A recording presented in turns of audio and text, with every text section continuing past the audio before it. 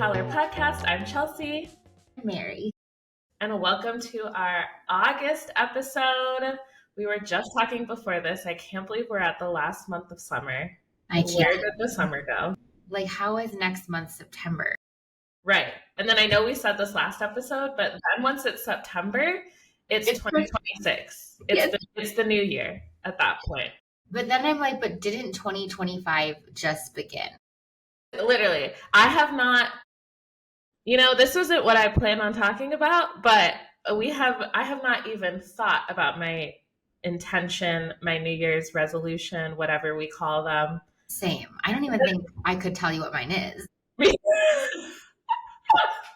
Same, exactly. I think my word was discipline. Have I been disciplined? No. But that's okay. We still have 5 more months of the year. True. That's the mindset. We don't need to wait.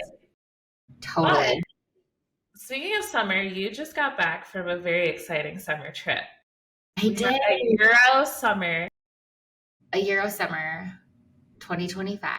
Yes, I went to our Newcastle office for a week, which was so lovely to see our Newcastle pack. And then at the end of that trip, I took a week off of PTO and did London for the weekend because that's where I started. And then a couple of days in Paris, took the train to Paris, and then spent the last part of the trip in Barcelona. Love. Okay, I did want to ask you about a certain hot air balloon experience. My goodness. Because all of a sudden I get on Instagram and I'm seeing Mary literally above the clouds in a hot air balloon. And my own heart fell into the pits of my stomach. I was like, that looks beautiful, but terrifying. So tell us this story. How did we end up that high up, unprotected? Yes, no, I have a lot of thoughts. And honestly, I feel like I would say 10 out of 10 do not recommend. Really? Learn from my mistake, if you will. So I have been on a hot air balloon ride before. A couple of years ago, a friend and I were in Kenya on safari. And part of you could add on doing a hot air balloon ride. And we were like, YOLO, you only live once. Yeah. When are we ever going to be in a hot air balloon above the Masai Mara? So we did it and it was so amazing. And I never was scared for even a second. It was so breathtaking. But we never even rose above the clouds. I swear, I don't have a good depth perception maybe. I don't know. I feel in my mind, we were 35 feet above the ground. That's probably, maybe it was 100. I don't know. But you could clearly see the ground because that was part of the thing. You could see the animals. So when my boyfriend and I were planning this trip, we were looking into things to do. And we saw that you could do a hot air balloon over the countryside of Barcelona, Catalonia. And I shouldn't say that the Catalonia is the countryside, but it wasn't in Barcelona proper. It was in the country. And we were oh my gosh, that'd be a cool experience, kind of get out of the city a bit, get a bird's eye view. I've done it before. How amazing. We sign up. It had really great reviews. And so it really was rated 2.9 or sorry, not 2.9, 4.9 out of 5 stars on Google and TripAdvisor. So we did it and we were oh my gosh, a couple lessons can we learn from my story. So anyways, we get there, we go up, and I will say that one of the things that made me more nervous is that right before this on the work trip to Barcelona or to Newcastle, I was talking about the upcoming trip and said I was going to go on a hot air balloon. And Kristen Dean, our chief people officer, she was oh my gosh, didn't you hear about the hot air balloon crash that just happened in Minnesota? And I was no. It was really fresh, and she was "Oh, I'm sure you'll be fine." But that seed was planted deep in my heart. I was trying not to think about it, but I was okay, hot air balloon crashes do happen, and you usually don't survive them. But I didn't let myself look it up because I was right, odds matter, and this company is well reviewed and well rated, and it seems to be reputable, and we paid I don't want to get a good deal on a hot air balloon ride. You know what I mean? Right, right. We paid a decent price and I feel good about that. Like if this is cheap, I'm like, should we really be going up here? Yeah. So that was in the back of my mind. And then the other thing, so since I had that in the back of my mind, it made me nervous that it was a really foggy day. And when we were taking off, there was 1, 2, 3, 4, 5. There was 5 other balloons taking off from the same like area as us. And it's foggy. And so I'm already a little bit anxious. And I asked the driver, I'm like, is there like radar on us? Like, how do other balloons see us? And how do we see them in the clouds? And because of the language barrier, we were a little bit lost in translation. And he said to me, oh, 2 balloons hitting, no big deal. Basket and balloon hitting, bad news, bad news. And I was like, oh, great. So now I need to be concerned that like if the balloon hits another basket, we are toast. And we literally like take off, like there was low visibility. So as when we took off, we were like in fog and you couldn't see anything. And by the time we emerged, Yeah. we are literally above the clouds. Wow. And I was like, my anxiety level was so high. I was like, you know what? If this is my last, this is my last moment of life, I want to enjoy it and try to like have wonderful memories. And everybody else seemed cool, calm, collected. But because I was comparing to my previous experience where I could see the ground, I was very aware that I was like at airplane level, except for I know that's not true because he said we would reach, or the highest we could be was 1,700 meters, which is 3,000 plus feet. And on the airplane home, the pilot did say we were at cruising altitude of 33,000 feet. So I was like, okay, I was nowhere close to airplane level, but still, Right. like so high. Like you could not make out the ground. We were like looking at the clouds. And it was scary. Like sometimes the visibility did get better, like the fog went down and we would like change elevator. I don't know if that's the right word, elevate. We'd like go down and come back up and we'd like go down and like see the countryside and then we'd go back up. But there were several times that you could hear on hot air balloons, they'll like the captain, if you will, like pulls down to release the gas into the balloon. So it makes this really loud like air sound as the gas is filling up the balloon. You could hear that, but you couldn't see another balloon. So I was like, we are in of another balloon. I can hear it, but we cannot see it. And I was so scared, but I was trying to be calm because I didn't want to make other people scared. And again, I was like, if this is my last memory on earth, like I might as well try to have a good time.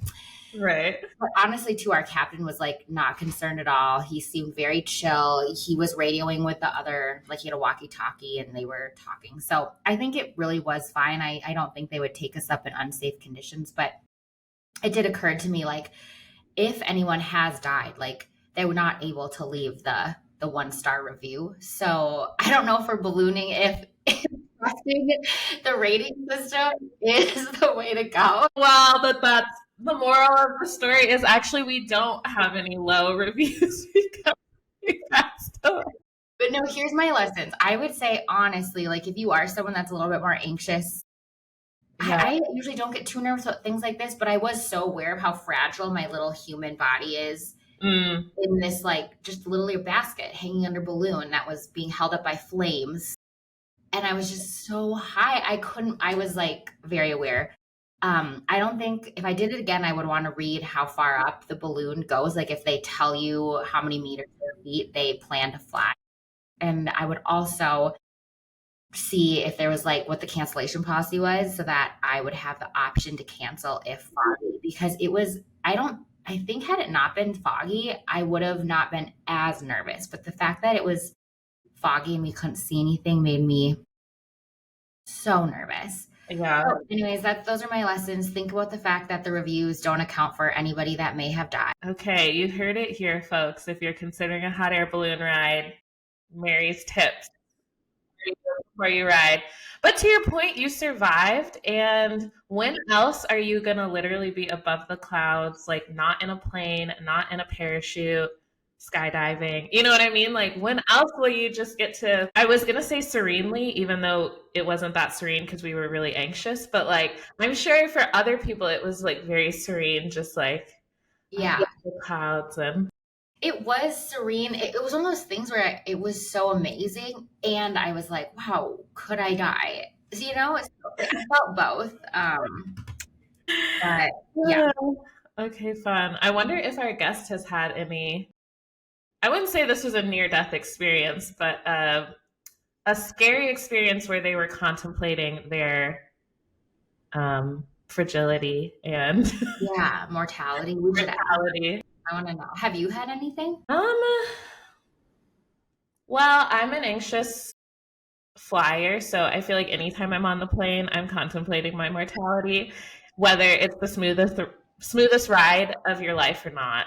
So I feel like and I'm also just anxious about those types of things. So I feel like every day I'm like, I could die today. Okay, you're like, this is just my existence. Yeah, I was like, For me.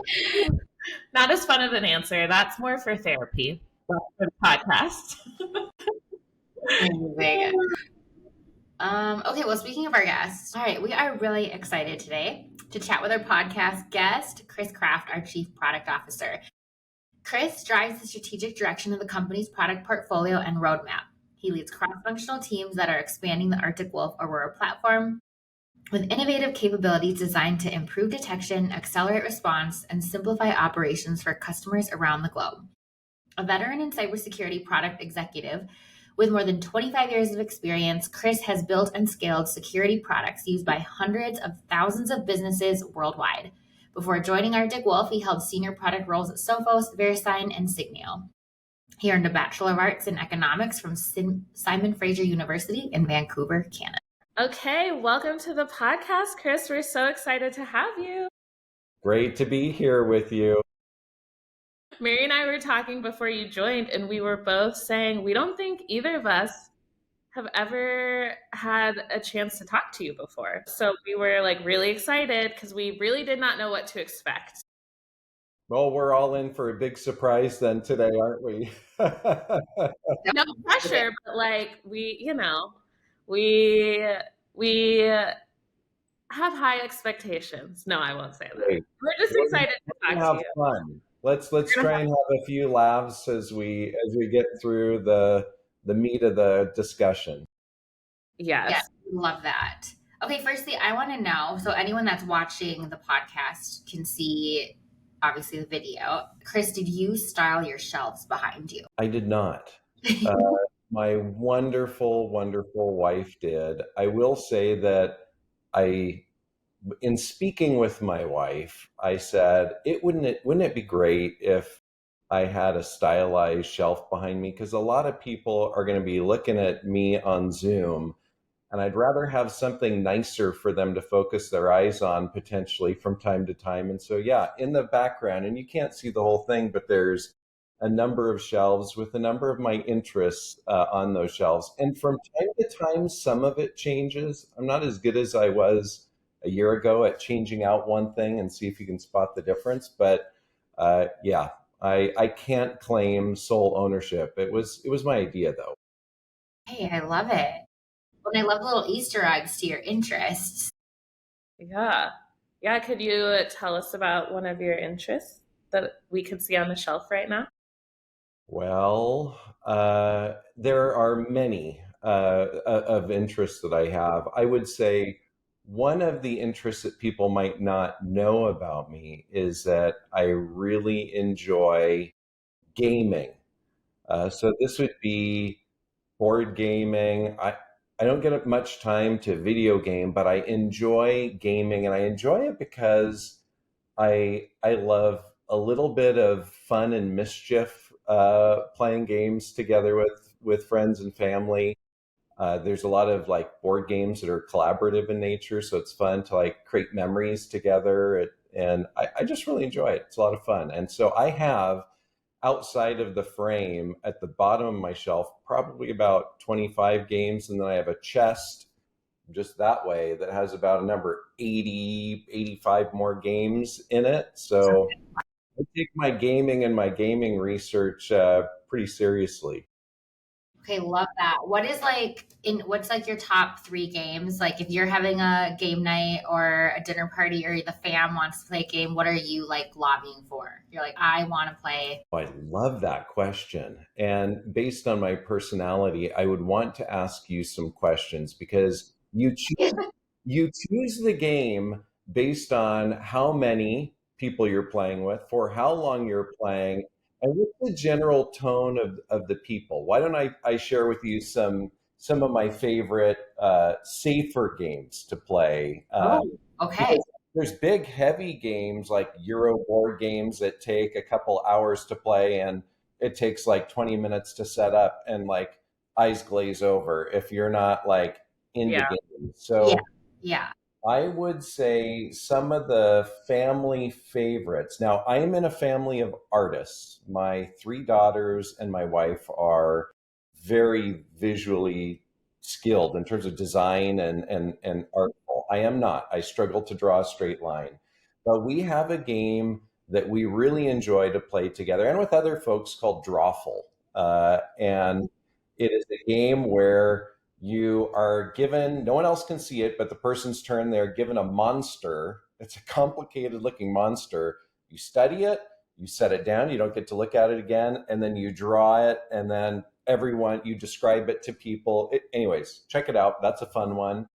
Okay. A really fun game for if you want to do creative, but you're not skilled at drawing, is Dixit.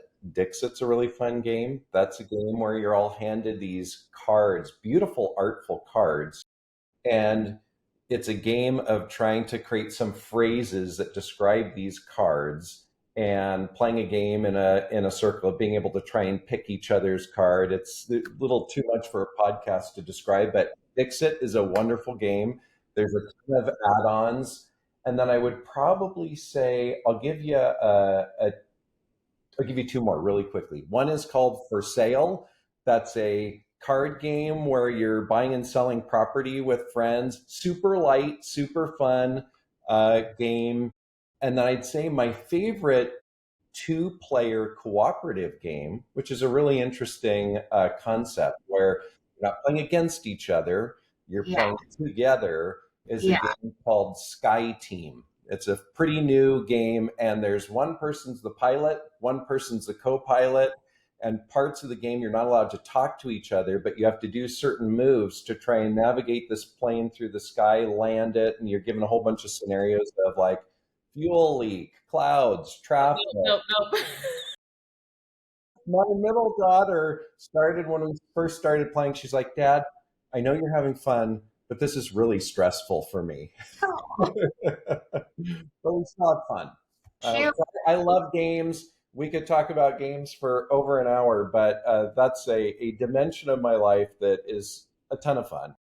I also am I love playing games as well. Not the first kind that you described where it's like hours long and like super complex, but like I'm definitely going to look up all the games you just mentioned because those sound super fun. I'm really obsessed right now with a game called Coup. Have you ever played it? Of course. Do you like it? Like, There's another game similar to that called Werewolf. These are bigger group games typically where like the classic is Werewolf, where if you've got a group of 8, 10, 16 unruly people, that's a game I would pull out because the whole idea is you're all handed secret cards, and some of you are villagers and a couple of you are werewolves. And so everyone goes to sleep at night, you duck your head down, and then the werewolves wake up and they kill someone, and then everyone wakes up, and so everyone's looking at each other and they're like, I think you're the werewolf. And lots of table talk and debate, and then you vote people off. Wonderful game. okay, I like Coup better than Werewolf because I feel like in Coup everybody has a more active role and you can be. I mean, I know in Werewolf you can pretend to be a werewolf as well, but I feel like in Werewolf if you're a villager, it can be kind of not as fun. I think personally, but anyways, I'm going somewhere. Personality. Coup is a great game. I agree with you. I love being a villager because and maybe we'll talk about it, but I love analyzing things. And one of the things I love to analyze is people and faces and what people say. And so the real drawback is when I'm the werewolf, I'm usually a lot quieter because I'm the inquisitor when I'm a villager. And then people are like, Dad's kind of quiet right now. So that's the You difference. must be a werewolf. You have a tell. Well, have either of you played, because I really like those types of games like Mafia. I haven't played Werewolf, but that it sounds like it's Mafia. Have you played the game Avalon? Yeah. I have all these games we're talking about right next to me, right here. My go-to game because it's kind of like Mafia Werewolf, but like next level because you go on like quests together. And then if you fail the quest, people have to figure, and there's rounds. So you have to figure out like when we sent those two people, it failed. So one of them must be a bad guy. But then in round three, we sent these people and it worked. And I don't know. I like that one. That's my There's favorite game. other versions that are a ton of fun, some with really dubious titles that I will not mention on this podcast, but are amazing, really, really good games. But yeah, so it sounds like I am in a group of kindred spirits. Board games are a ton of fun. I tend to aim more towards either mischief or cooperation, just straight out battling against each other, with the exception of a few games. Like, I feel like that's my work life. Like, we are battling to outvalue competitors, and like I am intensely in that. And so usually by the time it's evening and with family, I don't want to create a lot of conflict and controversy. And Yeah. so cooperative or mischief tends to be what I go to more often than not. Okay. Love. I Yeah, love the fun fact. Yeah. And I love the word mischief. When you said it the first time, I was like, oh, I love that word. And then you brought it back because it's the cute way of saying you're getting into a little bit of trouble. Being silly. Yeah. Yeah, maybe an example for everyone of what I mean by that is there's a very classic game that most people who play games know, which is called Ticket to Ride. And it's a game where you're given a map, and there's a bunch of them. You're given a map, and your goal is to connect one destination to another. Well, if you're playing against people and you kind of figure out where people are trying to go, you might drop some train cars in the way to kind of block their route to get there, which makes it a bit more challenging. It's not really beneficial to you, but it's Yeah. super mischievous, slightly mean. Yeah. Yeah. It's fun, and it creates stories when you just people go, oh my goodness. Yeah. Okay, that makes me think. I just have one quick story. Learn to play Settlers of Catan. Do you ever play that? Of course. Yeah. Okay. I learned to play with my family post college. And during college, I felt like it was a nerdy game that boys played. That was what I thought about it. So I was like, I will never like that. But then my sister's husband loved it. So he got all of us into it. And then, of course, we all became obsessed. But I had only ever played it in the family context. And my family is just like so agreeable. And they don't lean into the mischief. So it'll be like, hey, does anybody have wool for trade? And everyone's like, yeah, sure. Like, we just like trade along. The first time I played with friends and somebody wouldn't trade and I knew they had it, I was like, what are you doing? What's going on here? What are you doing? You're supposed to just give it to me and then I give you what I have. Like, we're trying to, like rising tide lifts all boats. And it was just so funny that first game where people are being mischievous and silly because I was like, what are you doing? Like, we just share. It was a very There's a balance, right? There's a balance of just being fun and a little bit of pokey poke, but and then it can be like outright nefarious. And that I'm less interested in that because I want to laugh and have fun together, not have one person like have their night ruined. So Right. it's a balance. Yeah. Well, I'm so excited to learn about how some of these, like the mischief and the fun, the collaboration, like plays into Arctic Wolf and what you do here. So we should jump into how you got to Arctic Wolf. Can we start there? Tell us a little bit about, let's start at the very beginning. What did you want to be when you grew up and when you were 6 and people are asking you this in the first grade? Were you like chief product officer? But if not, where did you start? And then like kind of what's like the cliff notes that got us to leading the product organization at Arctic Golf. All right. I will try and give you a whistle stop tour of Kraft's history. Okay, And great. from the very beginning. So I'll give you a fast fact. I was born on Christmas Day. Uh, and so I came home in a stocking. As a Yeah. child, I always had a passion for how things work. So I was always curious. My dad, as a hobby, would work on cars and on boats in the garage in the evening.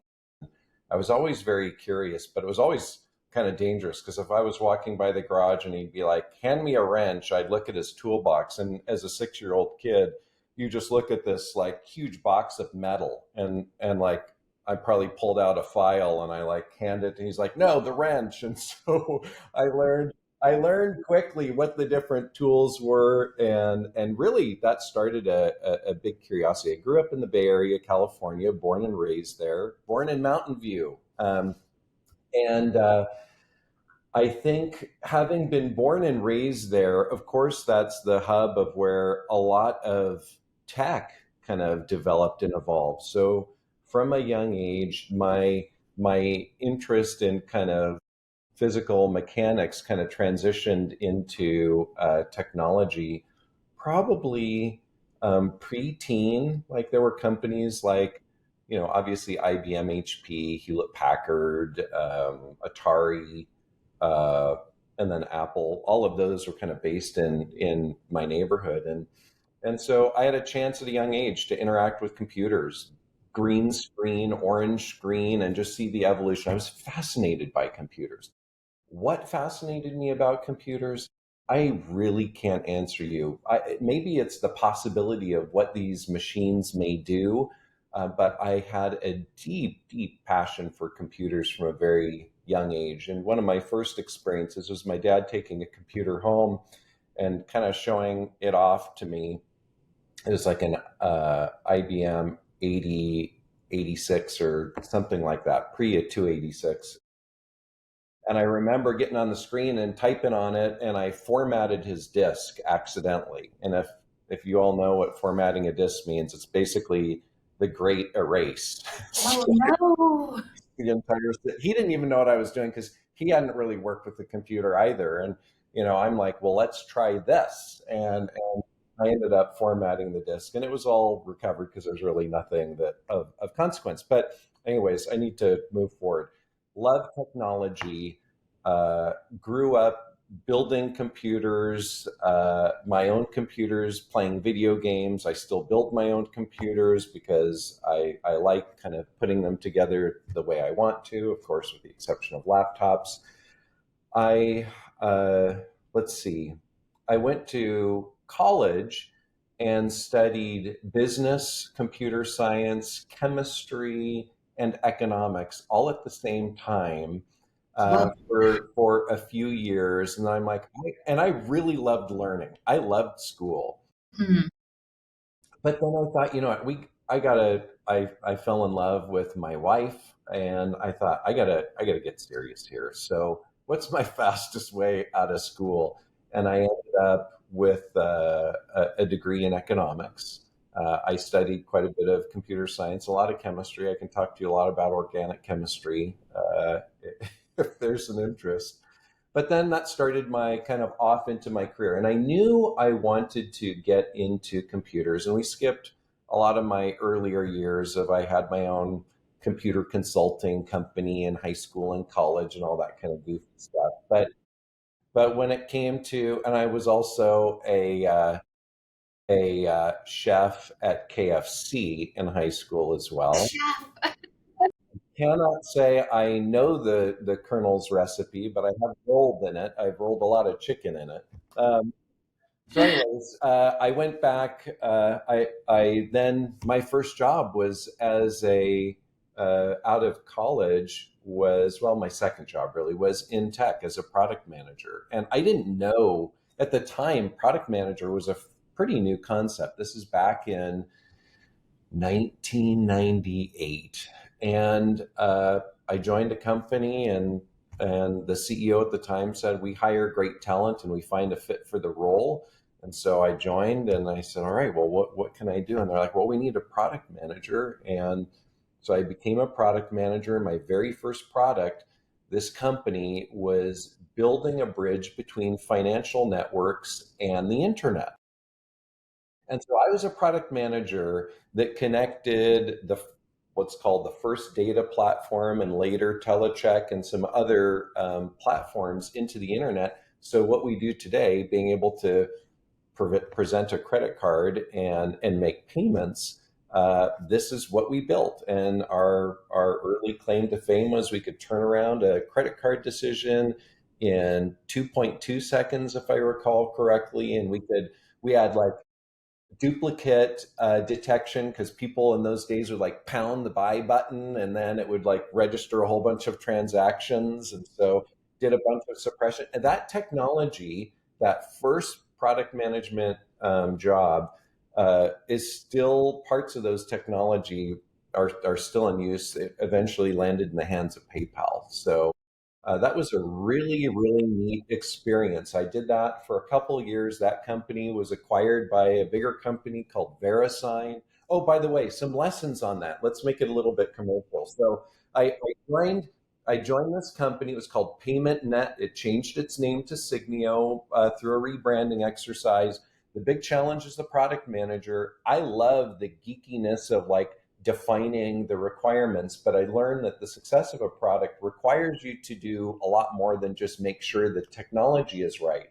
I had to make sure that in the day it integrated into shopping carts. So this concept of like these technologies people use to build websites, because otherwise people didn't know how to do this. So that became part of my job, was to develop these integrator relationships. And we had to put a lot of training on the website to help customers, our customers, which were merchants, set up what were called merchant accounts so that they could accept credit cards. And so it was a lot about, there's a broader ecosystem at play that, Chris, you need to think more than just the really fun, nerdy bits. You have to think about the business and the customer experience and how are they going to be able to interact with this technology in order to accrue benefits. So I learned that.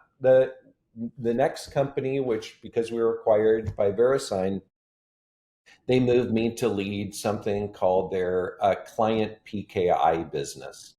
And doesn't that sound nerdy? KI is public key infrastructure, and it is a method by which you can set up a encrypted or secure channel between one thing and another on the internet, host to host, client to host, all this kind of stuff. And it's what's powered, our ability to do online shopping. Because if you didn't have that, people could just sniff your traffic and see your credit card data and see whatever else. So I product managed, led their client PKI business. And what I learned about that job was that customers really resent very complex security technology, even if it solves the problem well. They don't have the passion that I had about all the bits and bobs. They need things to just work. And they are willing to compromise some degree of security for usability. Now, we know that's true generally because the most secure system is the one where you've taken the scissors and cut the cords and turned off wireless. Like that's a fully secure computer, but it's semi-useless, right? So, but the challenge is, how do you find that balance? How do you find the balance of security and deployability and usability? So I learned a lot in that job because it was really technologically deep stuff. Learned a lot about how to make things usable. How do we find that balance? And, it was a good experience. By that time, we had our second daughter. I have three daughters, as I mentioned earlier. And when I married a Canadian. She was from Vancouver, Canada. We were at a stage where we both thought it would be great from a family perspective, not necessarily from a career perspective, to move close to my wife's family. So our kids could grow up knowing and spending time near that set of grandparents. And so we did. A product manager in tech, born and raised in the Bay Area, moved out in the early days of his career to Vancouver, Canada, so that the kids could spend time with the grandparents. And seemed like a great idea. You can get to know me a little bit about it's not just purely all about work all the time. There's a balance of, work choices and family choices. And so we moved up, and prior to moving up, I had talked to recruiters in Vancouver about like, are there any tech jobs here? Or is there, what am I doing from a career standpoint? And there were a few options. And there was this one company that was just starting into solving the spam problem. They were a bunch of technologists that built what's called an IDE. It's the tool set that engineers use to write software. They have their own tools, like we have Word and Excel and PowerPoint. Engineers in writing software use what's called an IDE, and it does a bunch of things to simplify their tasks and manage that. And so, but this group of people had created this technology that they thought could solve spam. So I said, I'll come on board, I'll lead it, I'll drive it, and let's see what we can make of it. And so I joined, and we took it from no money to I think we were shy of $10 million after a year, but I mean, from zero to like $10 million is a lot. And we wanted to grow the company. And so we went out for VC funding to see, okay, who's going to fund us? This is back in 2002. And we ended up being acquired by a larger security company called Sophos. So Sophos bought us, and they gave me the product management responsibility for network security. And so in contrast to endpoint security, network security is securing communications in flight, in transit, whereas endpoint security is securing this specific device and kind of the behaviors of the device. So that began a 17-year career at Sophos, where we went from that first $10 million to, after 17 years, it was about a $500 million business. We grew from just anti-spam technology to web security to firewalls to wireless security, a whole variety of different products. I lived 3 years in Germany as part of an acquisition that we made to help that organization bed down as a part of Sophos, and wound up right back in Vancouver after 17 years. And so many bits and bobs to that story that I'll bypass, but did that, was in Vancouver, and 2020, it was COVID timeframe, and the Sophos was acquired by Thoma Bravo, and I retired. And Wow. I thought, all right, I have, worked hard, traveled a lot, had wonderful experiences, and I think I'm going to hang up my cleats and, just see what happens from here. And then, long story short, 2 years later, I was super bored.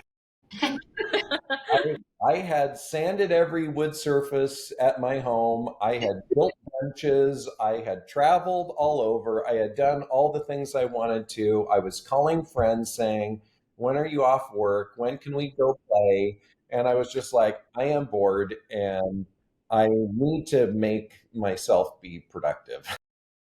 And so I reached out to a friend, and at the same time, he was, it was just perfect timing. A friend was reaching out to me and said, we have a need for, a leader in product management. And I'm like, I need a job.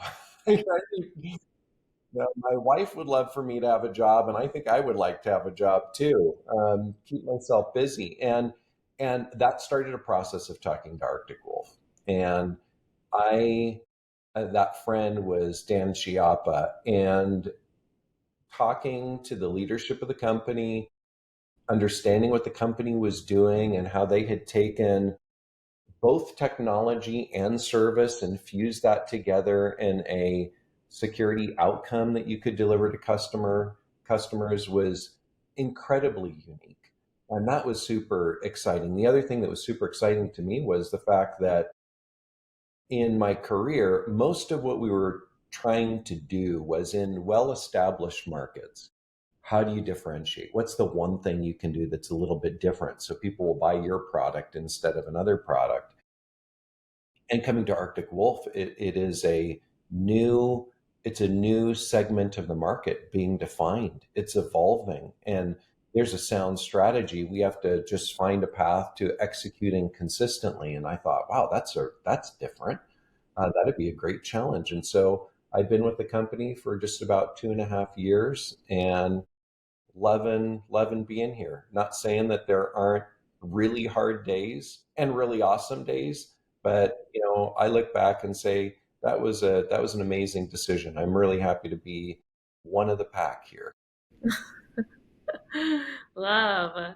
Wow, that is a journey. I feel like you've been involved in so many important things that we use every day. Like you said, the credit card tapping, the online shopping, obviously just network security. So I feel like you've seen a lot. But I also love that I didn't know you had retired.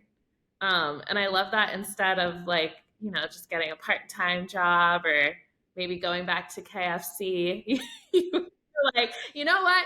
Chief product officer. That Yeah, let's just do that instead.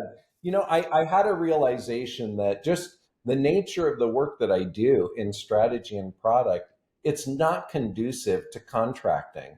I had a lot of friends saying, just do some contracting. And it's like going to companies and saying, hey, open up your crown jewels and let me play with them and help you frame that. It's just not something that you typically can contract. So in my line of work, fortunately or unfortunately, you're either all in or you're out. There's just really not a lot in between. So I'm here and you're I'm all glad I am. Yeah.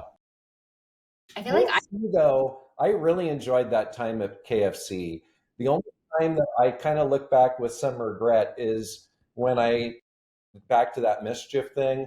I did once after hours when we were supposed to be cleaning up, pulled out a fire extinguisher and pointed it at a friend and thought I was going to squirt him with some water. And it ended up being one of these powder fire extinguishers. And I turned the entire KFC into a cloud of dust. And I spent hours dusting afterwards. Sorry, KFC, if you're listening.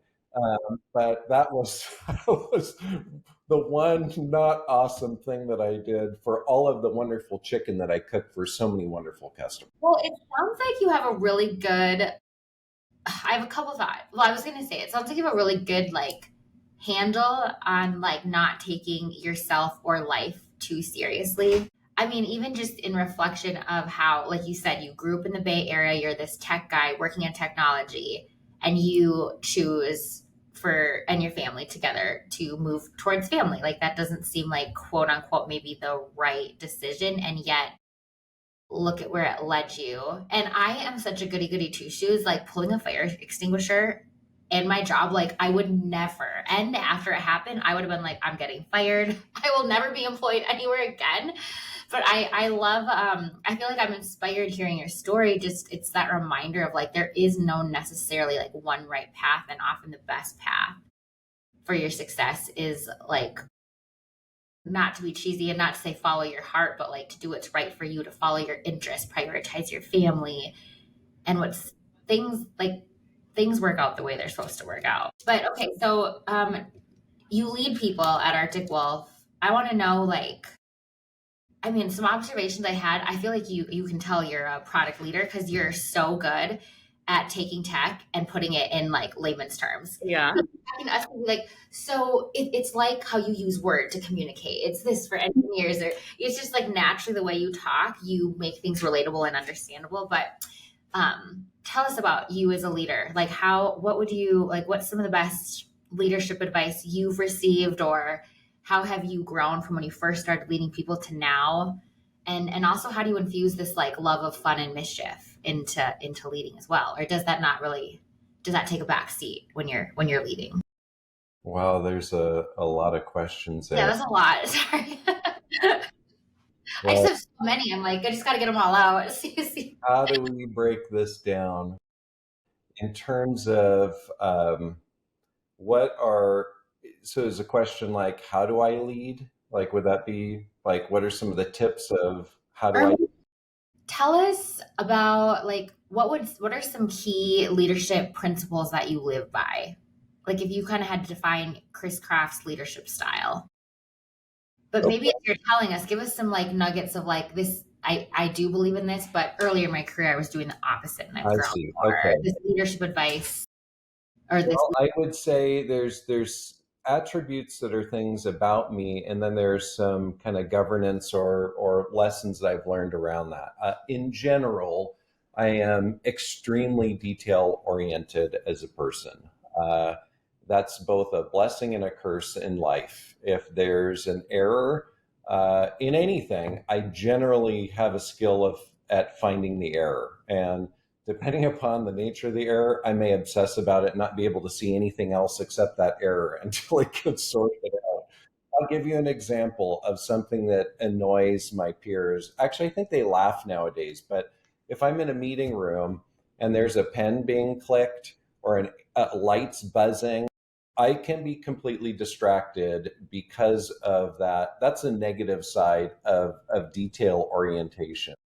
But on the positive side, I always am trying to think like if we hearken back to the earlier parts of my career, I'm always trying to build out whatever we're working on into a broader view of the ecosystem. So someone may be working on a feature and designing a feature, and I'm always like telescoping out a little bit. So what about this? What about like does it fuse in more broadly into the broader ecosystem? And one of the questions that if you're someone who works for me, you would know very well is I'm always asking, what is the value being emitted to the customer? What is the success criteria? Because it's really easy in product to get excited about building things and designing and building blocks and working with your engineering partners on executing that.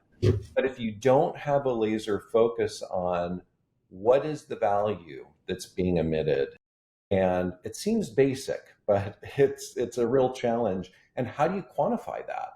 So that at the end of the day, we can say we spent half a year of development cost of a team, but the revenue that we generated was X, or the impact on inbound phone calls was Y, or the amount of customer satisfaction and churn reduction was this. If you don't have real clarity of purpose in the work that you're doing where you can measure it, you will really struggle. And so in my line of work, you really have to think about um, the effort and the return on effort, because in product management, you're expected not only to just design things and capture all the ideas, but you're to frame for customers and shareholders the balance of what matters most to the business. And you're always balancing a bunch of different things. It's always how can we move quickly to help sales,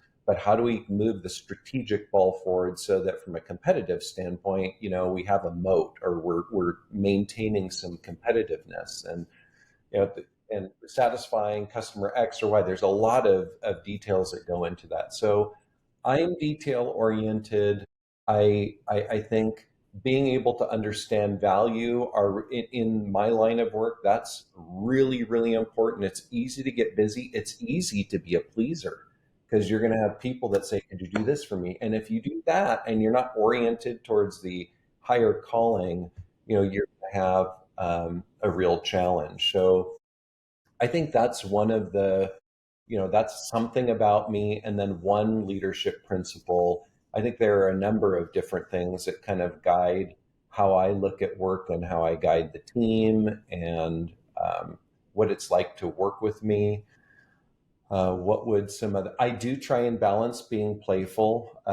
We in our company, we've been using this tool called Insights Discover, and insights discover is in some frames, I think it's colors, but it's designed to frame what zones are you most comfortable kind of that drive you. Are you more into the definition and technical bits? Are you more competitively driven? Are you more having fun?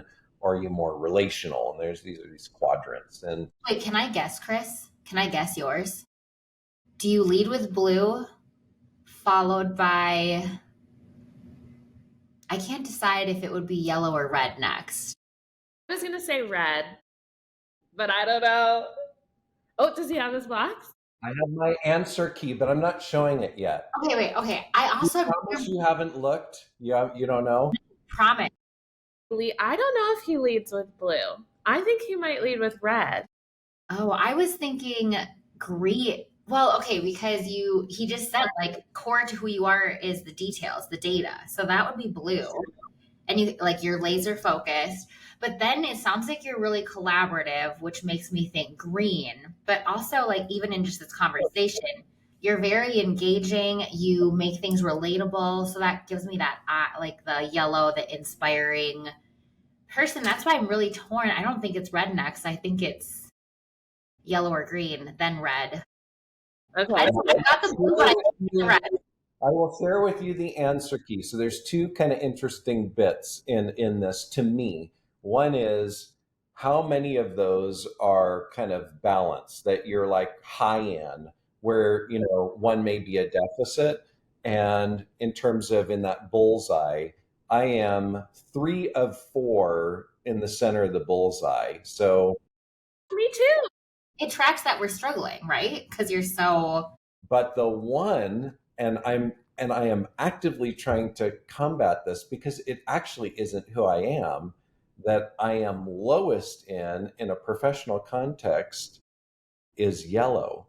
And so I have stacked my bricks in order in which they are, and I will share them to you now. The top one is what I lead with. The next 2 are tied as second, but all 3 are in the inner circle. And the bottom one is my least strong. Okay. Mary almost had it. Hey. Wow. Okay, so for those listening, I am a get it right person. But okay. But yes, for those listening, it's blue on the top, and then green and red are stacked next to each other in the middle, and then yellow is at the bottom. Chris, I also stack mine that way because we're rare to have 3 in the inner circle. It's not common. Not many people have 3. A lot of people have like 2. Yeah. But what is your lowest then, Charles? Green. Okay. Which again, it makes you feel kind of crappy. I'm like, I'm a nice person. You're a very nice person. I think I'm a fun person. So I just think it's all relative. I think it's all just relative. But I think there is absolute truth that, like, what is my default operating mode in a meeting? I am in the details, and we are going through details. But in part because that is what's required of this role, Anyways, that's fun, and I mean it has some value, and so I thought I would share that.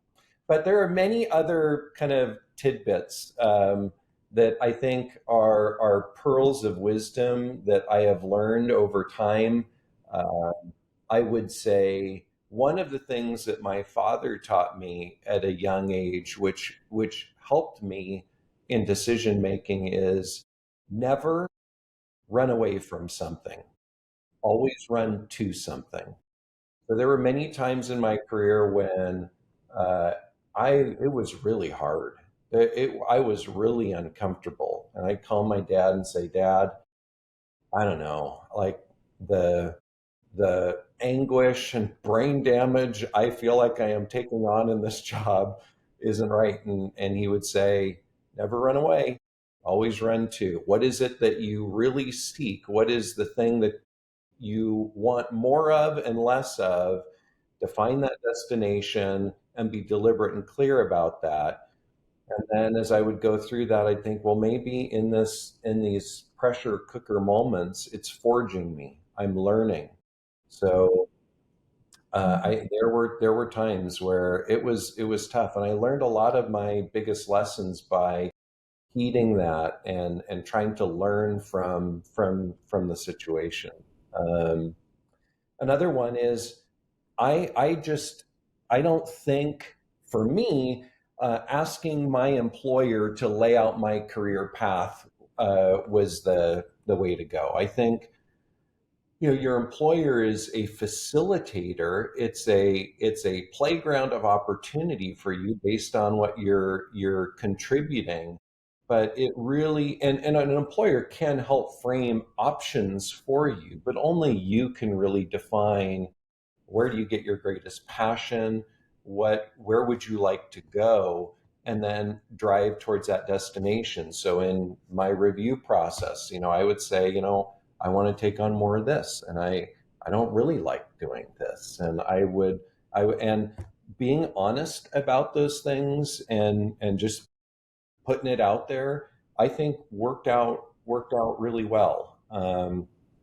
And I mean, there's a bunch of other things. I don't ask my team to do things that I wouldn't do myself. And I mean, we could go on with a lot of different things, but those are a couple interesting tidbits, I think. I'm curious if you wouldn't mind sharing, what are you running what are you running towards right now? I am running towards realizing our vision of ending cyber risk. And I know in saying that it's a goal that will never be achieved. But I'll tell you why it's interesting to me. It's interesting to me because in all of my career leading up to Arctic Wolf, I was building products. And the products are only as good as the operator. As I'm sure you can imagine, a 747 cockpit is only as good as the pilot, in there. And so you always had the challenge of, well, you got to have the right talent operating the tool and authoring the policies and monitoring and maintaining it. Whereas in our view, we're creating a platform with products and modules on top and AI, and we have our S2 organization that layer on a human review, human auditing, human recommending system that enable us to go to customers and deliver an outcome. So we have the ability to not say, hey, here's some great tools, hope you have a good time with it, and can hire the people that need to operate it. Or flip side, hey, we're a services company, go get some tools and we'll charge you by the hour and we'll help you out and drain your bank account. We literally come and deliver an outcome. And I think I will remain here so long as I feel like I am contributing to that vision and we collectively are working towards achieving that outcome. There's like the brave new frontier, which is what we refer to as security journey. And there's some exciting things that as a business that we're doing that broaden beyond some of our products and do bigger and broader things that the world will see with time. And as long as I'm having fun and as long as I'm pursuing this destination of ending cyber risk, and also it's a big deal for me who I'm working with. I spend so much time in my life working. My day usually starts at 6:30 in the morning, and I don't get out of my chair until late in the day. And I'm passionate about the nature of the work, but who I'm working with matters equally as much. And I really like the people here. I really like Arctic Wolf. I think a big reason for that is the leadership team. Usually your leadership team radiates down a culture, and when you've got, you know, nefarious leaders, that kind of down and bad things. And I've had the experience of working in, let's say, varied cultures of companies, and I've seen the spectrum and the authenticity, uh, the care for people in balance with the passion for our mission here is really healthy. It's really healthy, and and if that weren't the case, I wouldn't be here. And I'm glad to be a part of it. And one of many people that have the opportunity to lead against our vision, and it's fun. It's hard, but it's fun. Mm-hmm. Yeah, I think that's so well stated, all of that. The care for people in balance with pursuit of our mission, and it's hard, but it's fun. That describes working at Arctic Wolf really well. Yes, 100%. Well, I just looked at the time and an hour literally flew by. I cannot believe it. We have so I many know, we have so many more questions. But before we get to the rapid fire, we do always make sure that we talk about wellness and well-being because it is important to us here at Arctic Wolf. So could you just briefly let us know, like, what does well-being look like to you? What does that mean? How do you prioritize your work-life balance, harmony, etc.? Sure. Well, and I'll try and be brief. While I love the intensity of my work and it challenges me and helps me grow and develop, and with a curious mind, it I think increases my impact. I think family, friends, broader purpose in life is actually more important. I think nobody is going to be on their deathbed saying, "Oh, I wish I caught a couple more meetings and did a couple more of those things." At the end of the day, it's about our family, our friends, the world, trying to kind of create a positive impact. And so, in order to do that, we as individuals have got to balance our time, and we have to find balance in intensity. So there are times when I have to say to myself, Chris, calm down. It's going to be okay, and but I just care really passionately about realizing our vision. And I operate, it's getting long, sorry. I care about moving with haste. And the reason is I lost my mother at a young age. And so I operate with this notion that just in general, my metronome is we don't have a lot of time. And so I kind of operate with haste, and I put, pressure to achieve and not just get it done right. So that's a challenge I have for myself, is finding that balance. And that's in attitude. That's like, for example, last weekend, my wife and I talked, and I said, man, it's been a really busy week. I need to vacate the premises and have a different context. So I live in Scottsdale, Arizona. We drove up through the forest to Flagstaff, spent the night at a 70s style hotel with a disco ball in the room, and Wow. had a great time. And then we drove down a different way through the forest back down the next day. And we got home and we said, did we just leave on our holiday yesterday? And just that reset, the chance to get away, understand that if you don't get out of the frame and the context of your work, and it's always right next to you, you can't get away and gain perspective and just have a healthy balance. And I've mentioned I have 3 daughters. My family is my priority over my work every day of the week, and always will be. But for me, I tend to lean in on work, and the challenge is to kind of lean out and find that balance. And as a leader, part of my job is to look at each of my team members and look for signs of overheating, of balance, and try and step in and coach and guide where I can. And with the tools of can other people step in? Do you need a break? Or, are you at the right balance? Part of my job is to make sure that the team that I lead and the teams that I work alongside, that we're all in that same, it's not about me having a balance, it's about the pack having a balance. Because if I'm green and other people are running red hot, as a team, we're not going to achieve the outcomes we need. Our quote unquote enemy or competitor needs to be on the outside of this business. That as an organization, we have to operate like one body and work together to the health of the whole, and not create fiefdoms in the process. So that's a bit about that. Wow. Snip it and post it. Literally, I'm like, oh, that's quotable. Work together. Really. Well, yeah, because if, like you said, if you have this incredible balance, but no one else on your team does, your team is not balanced. So, wow. Okay. I don't want to end the conversation, but we must, unfortunately. We know you're a very important person, so we know you probably have a lot to get to after this. So we just have our final questions, our rapid fire, meant to be first thing that comes to your mind, quick answer. So we'll start those. What is the best concert of your life? Coldplay. So jealous. Okay, favorite word. My wife would say Taylor Swift, but Okay. yeah. Your favorite word. Why? Oh, I am curious and I always want to understand layers deeper. So why is a go-to for me? wow, that's a good one. I love that. A place on your bucket list. Oh,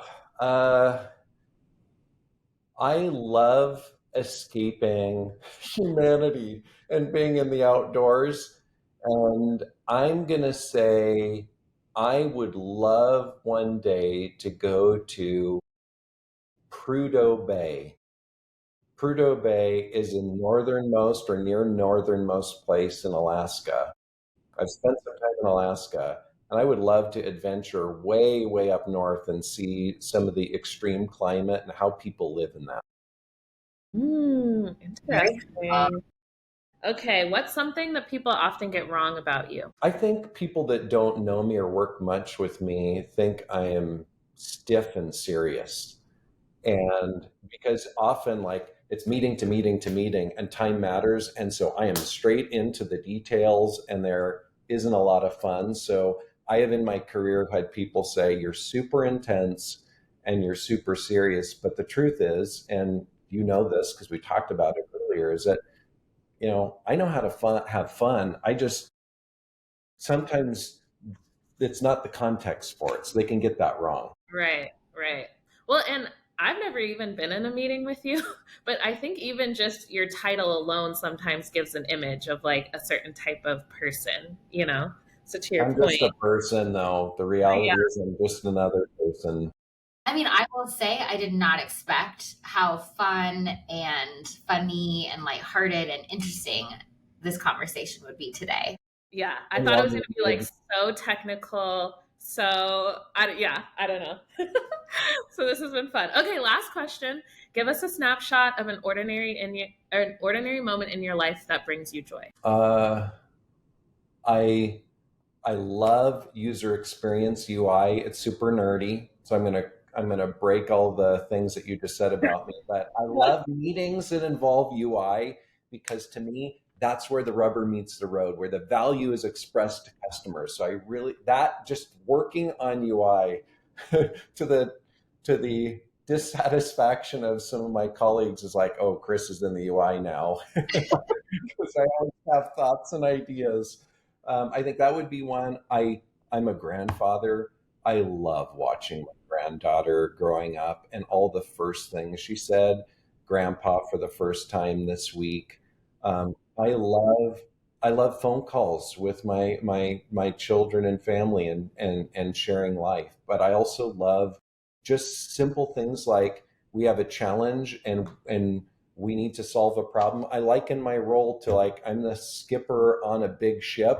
We see an iceberg. If we as a team, a leadership team, can like navigate around that and solve what the customer needs without creating, undue problems, that brings me a lot of impact. And for all of us, I mean, what could bring you more joy than to be like the internet police? Like we are helping protect people, and it's so easy to explain, like, what a noble cause, right?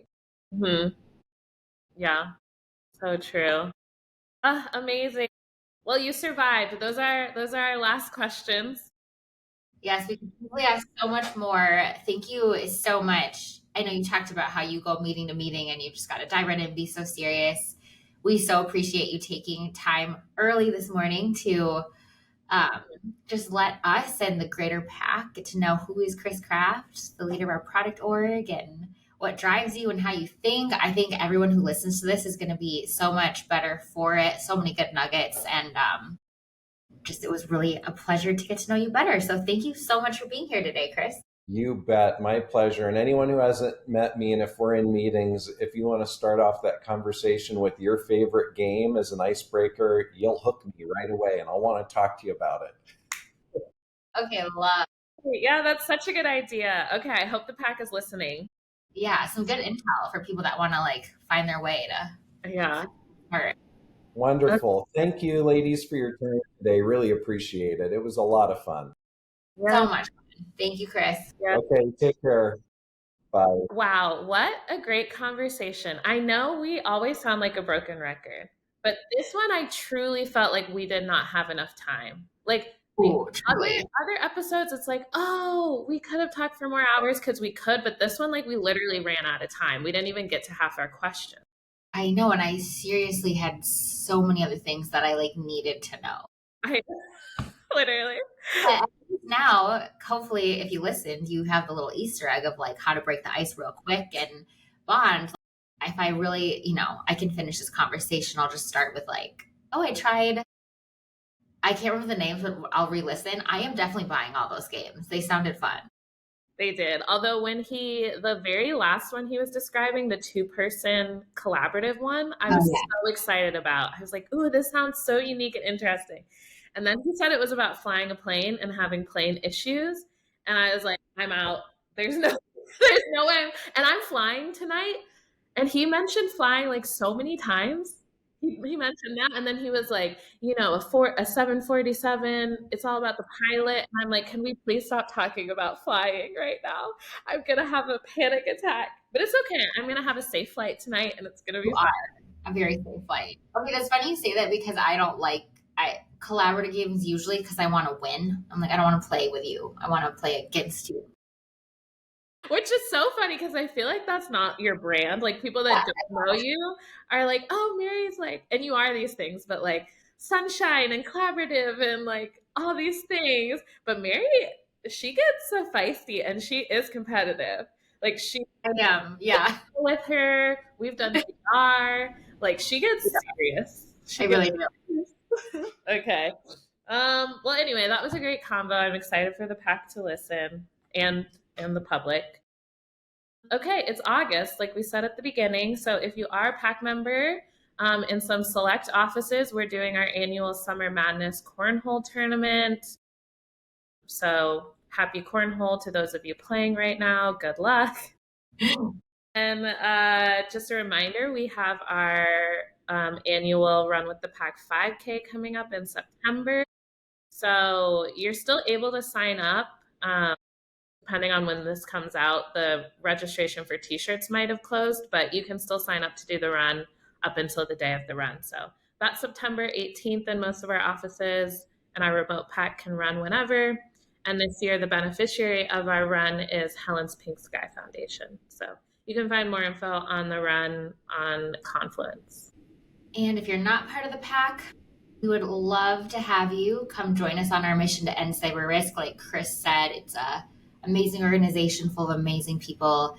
It's hard, but that's what makes it so much fun as we solve problems and work with the best people to move towards that mission. You can find more about our open jobs at arcticwolf.com/careers. And we hope you all have a great end to your summer if you're in the Northern Hemisphere, Northwestern Hemisphere. And we will talk to you in September. Yes. Very exciting episode coming up in September, our 2-year anniversary. So be Yes, it's going to be a fun one. So for sure, subscribe. Like and subscribe. Okay, bye everyone.